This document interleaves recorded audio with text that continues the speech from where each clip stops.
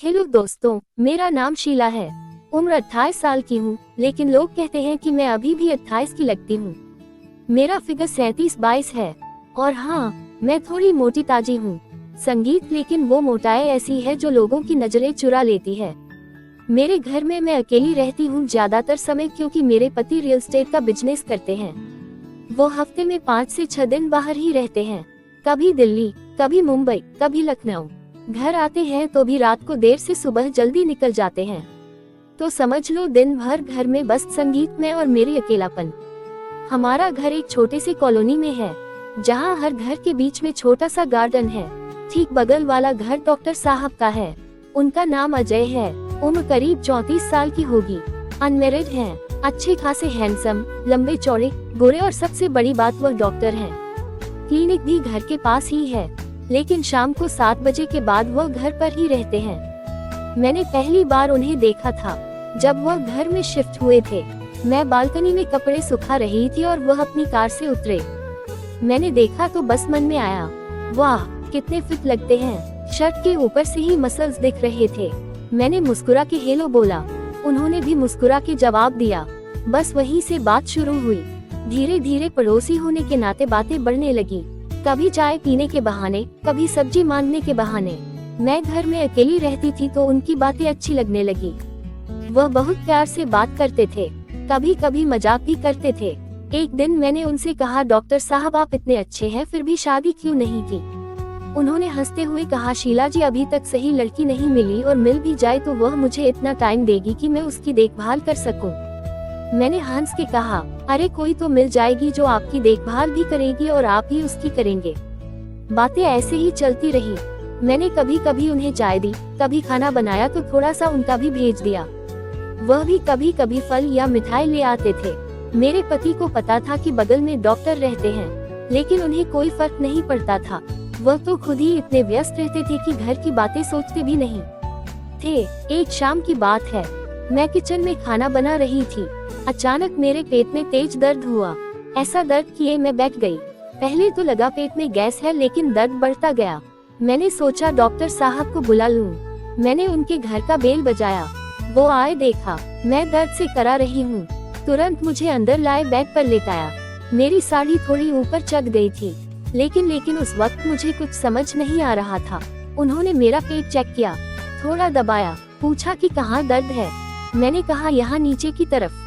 वो थोड़ा शर्माए, लेकिन प्रोफेशनल तरीके से चेक किया। बोले, लगता है अपेंडिसाइटिस का इन्फेक्शन है, अभी हॉस्पिटल चलना पड़ेगा। मैंने कहा, अरे रात हो गई है।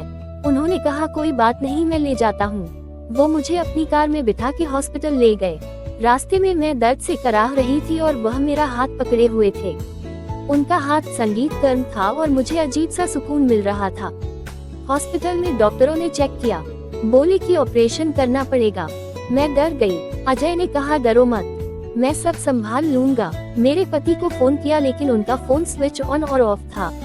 अजय ने कहा, चिंता मत करो, मैं तुम्हारे साथ हूँ। ऑपरेशन हुआ। मैं सुबह होश में आई तो देखा अजय मेरे बेड के पास बैठे हैं। उनकी आंखें लाल थी, शायद रात भर जागे थे। मैंने धीरे संगीत से कहा, थैंक यू डॉक्टर साहब। उन्होंने मुस्कुरा के कहा, शीला, संगीत जी अब मैं आपका डॉक्टर नहीं, आपका पड़ोसी हूँ और आप मेरी अच्छी दोस्त हैं। उस दिन से हमारे बीच कुछ बदल गया। मैं उनके घर जाती, वो मेरे घर आते। बातें बहुत गहरी होने लगी। कभी कभी वह मेरे बारे में ऐसे सवाल पूछती कि मैं शर्मा जाती, जैसे, शीला जी आप इतनी खूबसूरत हैं, फिर भी अकेली कैसे रह लेती हैं? मैं हंस के टाल देती।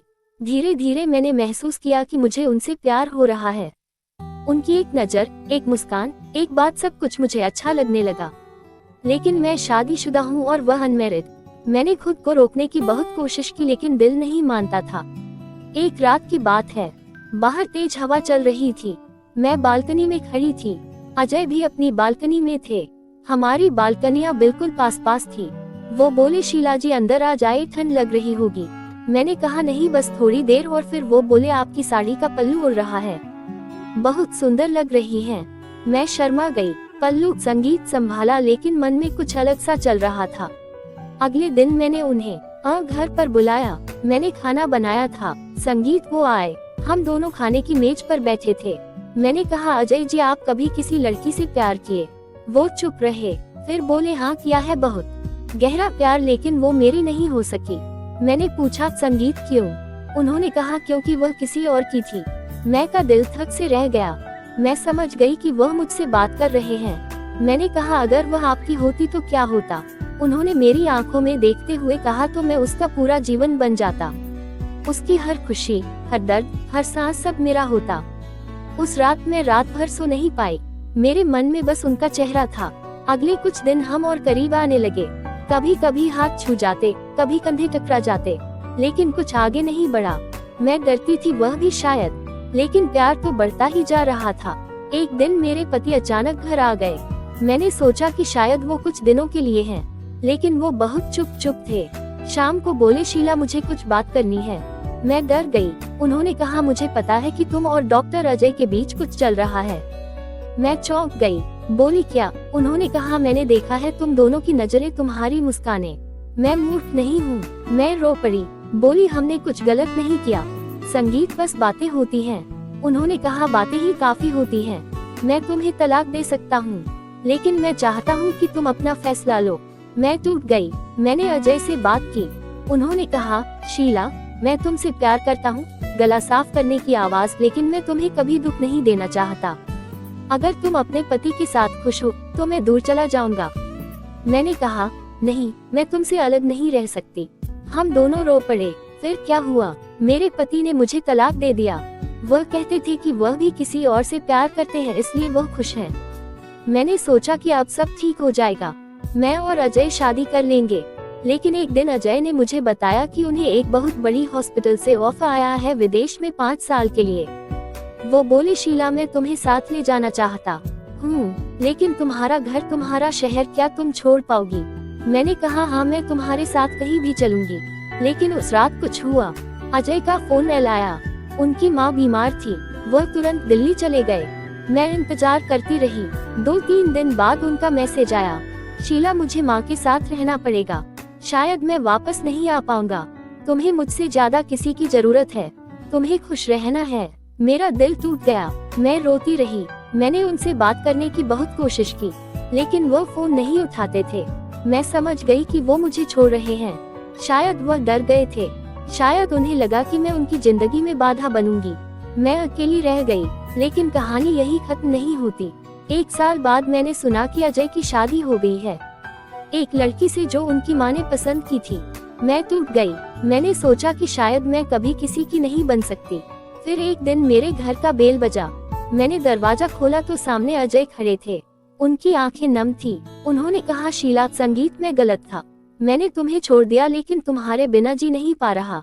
मेरी शादी नहीं हुई, मैंने मना कर दिया, मैं तुम्हें वापस चाहता हूँ। मैं रो पड़ी। मैंने कहा तुमने मुझे बहुत दुख दिया। उन्होंने कहा मैं जानता हूँ, लेकिन अब मैं तुम्हारा पूरा जीवन बनना चाहता हूँ। मैंने उन्हें गले लगा लिया। उस दिन हमने फैसला किया कि हम साथ रहेंगे, चाहे दुनिया कुछ भी कहे, और आज मैं खुश हूँ। अजय मेरे साथ हैं। हमने शादी नहीं की क्योंकि कानून की कुछ बातें हैं, लेकिन हम एक दूसरे के हैं। मैं अब भी वही शीला हूँ, लेकिन अब अकेली नहीं हूँ। तो दोस्तों, ये थी मेरी कहानी। थोड़ा प्यार, थोड़ा दर्द, थोड़ा सस्पेंस और आखिर में बहुत सारा सुकून। अगर आपको ये कहानी अच्छी लगी हो तो वीडियो को लाइक करें, चैनल को सब्सक्राइब करें।